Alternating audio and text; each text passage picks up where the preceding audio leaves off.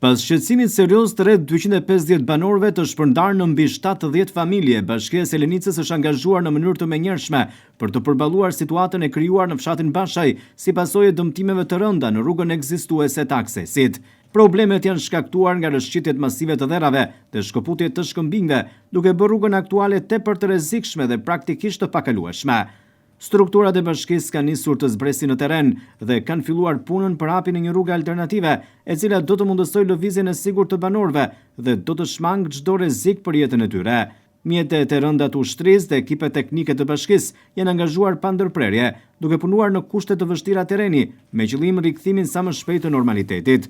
Në mbështetje të operacionit janë edhe forcat e armatosura, të cilat do të kontribuojnë me kapacitete njerëzore dhe teknike për të përshpejtuar ndërhyrjen. Ky bashkëpunim institucional synon jo vetëm të zgjidhë përkohësisht situatën, por edhe të garantojë standardet e sigurisë për banorët e zonës.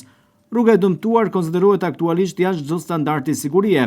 Sipas ekspertëve dhe autoriteteve vendore, prania e shkëmbimeve të shkëputur, masave të paqëndrueshme të dheut dhe rrezikut të rrëshqitjeve të tjera e bëjnë qarkullimin në këtë segment një kërcënim të drejtë për jetën.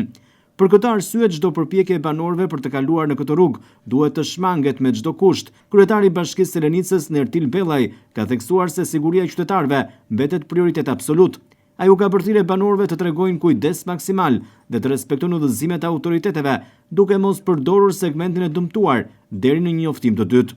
Sipas tij, çdo kalim në këtë zonë përbën rrezik serioz dhe i ekspozon qytetarët ndaj pasojave fatale. Bashkia e Selenicës është angazhuar maksimalisht për të përballuar këtë situatë emergjente, po punojmë pa ndërprerje për të garantuar një zgjidhje të qëndrueshme dhe siguri maksimale për komunitetin e Bashajt, është shprehur kryebashkiaku Bellaj. Autoritetet vendore kanë bërë të ditur se puna do të vijojë edhe në ditët në vijim deri në stabilizimin e plotë të situatës. Paralelisht me hapjen e rrugës alternative, do të vlerësohen edhe mundësitë për ndërhyrje afatgjata me qëllim rikonstruksionin ose sigurimin e përhershëm të rrugës ekzistuese. Bashkia u bën thirrje banorëve për bashkëpunim, durim dhe mirëkuptim, duke siguruar se çdo vendim dhe veprim po ndërmerret në funksion të mbrojtjes së jetës së qytetarëve.